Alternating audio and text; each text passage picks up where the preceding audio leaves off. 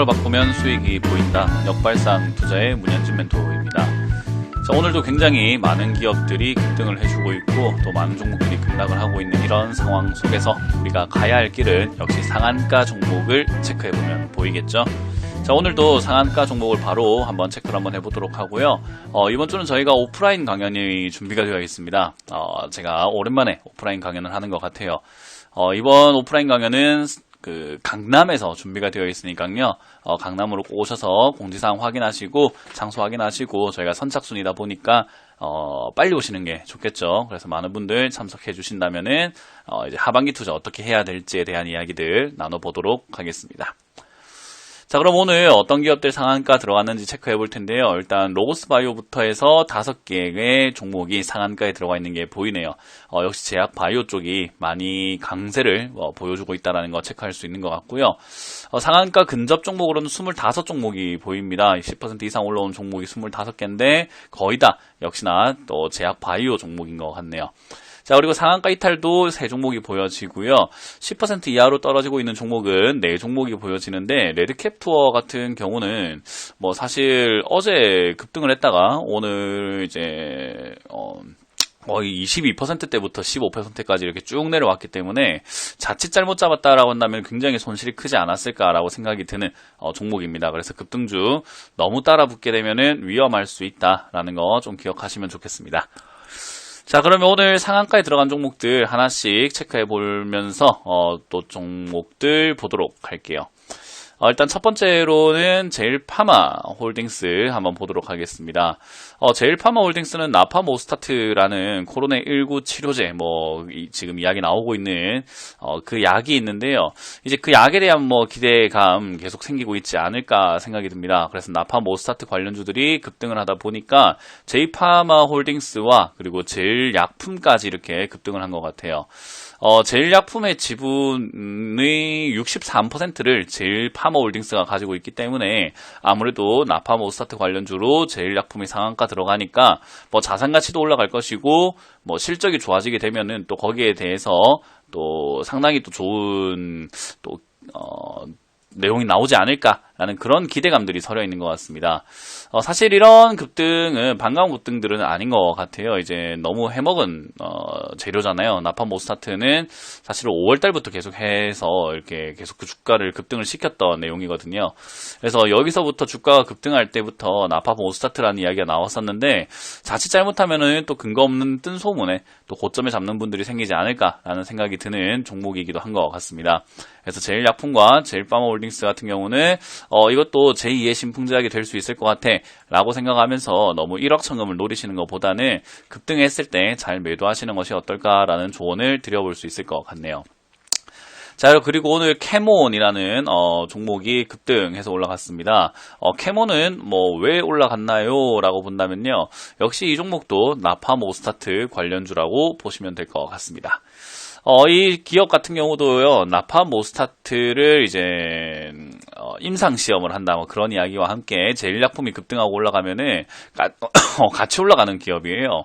SK 바이오사이언스라는 회사와 코로나19 백신 비임상 시험을 같이 진행을 했다라는 그런 것들이 부각이 되어가지고, 아무래도 그쪽으로 이제 수혜감이 나타나지 않나 싶습니다. 그렇게 알려지지 않았던 내용이긴 한데요. 6월 달부터 점점 그런 쪽으로 나파모스타트, SK 바이오사이언스와 연관되었다라는 이야기들이 점점 나오기 시작을 하더니 이제는 대놓고 급등을 하고 있는 그런 케이스다라고 보시면 되겠습니다. 자, 어찌됐든 나파모스타트라는 그 치료제도 역시 피라맥스라고 하는 신풍제약의 치료제 그런 것들과 너무 흡사한 내용이 있지 않을까. 그리고 치료제라는 게 아무것도 모르는 사람들이 봤을 때는 기적의 심리학처럼 보일 수는 있지만요, 조금 알고 보면은 사실은 너무 뜬구름 잡는 이야기들이 많기 때문에 주가가 이렇게 과하게 급등하고 있을 때는 여러분들이 투자를 조금 피하시는 것도 하나의 방법이다라는 것을 기억하시면 좋겠습니다.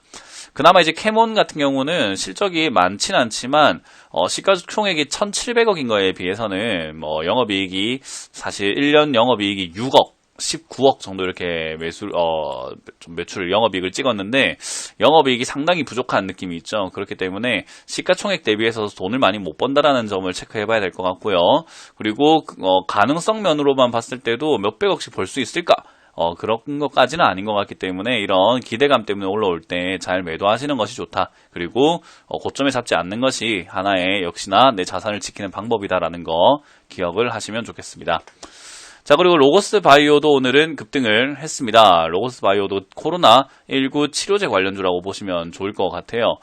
이 기업은 이제 진단 장비, 진단 키트 이런 것들을 만들거나 테스트라는 기업인데 아무래도 이제 코로나19 관련해가지고 진단키트 관련주를 이렇게 급등을 하고 있는 모습인 것 같고요. 진단키트 관련주들이 지금은 더 이상 올릴 게 없나, 뭐 올릴 게 없을까 이렇게 둘러보다 보니까 결국 이렇게 로고스바이오까지 온 것 같다 생각이 듭니다.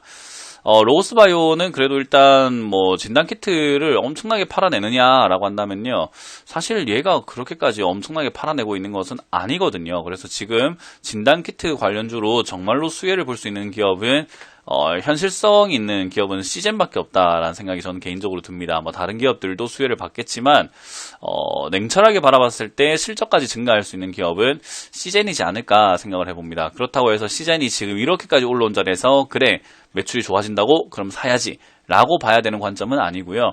시젠이 실제 수혜주기 때문에 속지 말자라는 개념인 거죠. 그래서 로고스바이오도 이렇게 급등을 해서 올라갔는데 그렇게까지 긍정적인 것 같지는 않다라는 생각이 들고 평소에도 역시나 주식수가 그렇게 많았던 기업이 아니죠. 지금 주식 발행수가 350만 주밖에 되질 않습니다. 그래서 이 기업 같은 경우도 지금은 대주주가 42% 정도 지분을 가지고 있는 기업이다 보니까 총 주식수에 비해서 좀 이렇게 유통 물량이 작은 종목이죠. 그래서 이거는 보통은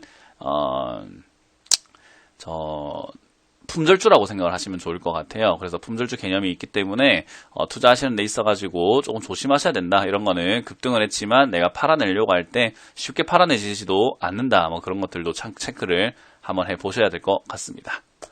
자, 그리고 카이노스메드라는 이름의 또 기업이 급등을 했습니다.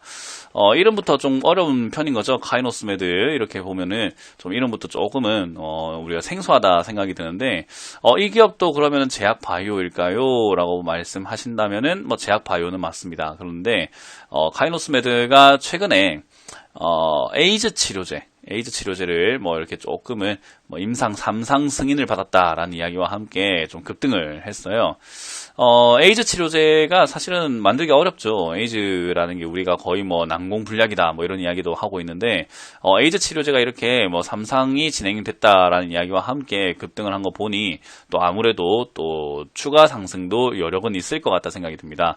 일단 가격은 6,000원대를 뚫고 올라가야지만이 뭔가 좀 신고가 영역으로 들어가면서 강한 상승이 나올 것 같은데 뭐 이 정도 힘이라고 한다면 그리고 재료가 에이즈 치료제라고 한다면은 좀 신선하잖아요. 코로나 치료제밖에 없는 이런 상황에서 아니 에이즈 치료제 중국에서 3상을 해 라는 이야기를 하는데 잠깐 여기서 중국에서 임상을 한다고? 라는 그런 약간의 조금 어색함이 있긴 합니다. FDA 미국에서 하는 것도 아니고 중국에서 한다고? 뭐 이런 느낌이 있어서 사실 이런 기업들은 저는 개인적으로 좋아하지 않습니다. 이렇게 뭐 신약 개발이 어떻네 저떻네 하면서 올라가는 기업들 중에서 잘된 케이스보다는 안 된 케이스들이 더 많아요. 왜 그런가 하면은 신약 개발 자체가 원래 성공률이 한 7%밖에 안 된다라고 의학계에서는 말을 합니다. 그러니까 신약 개발을 1상부터 3상까지 정말로 효과가 있고 안정성이 있다라고 이렇게 나와서 신약이 완벽하게 나올 수 있는 확률은 약 7% 정도라고 불과하다라고 하죠.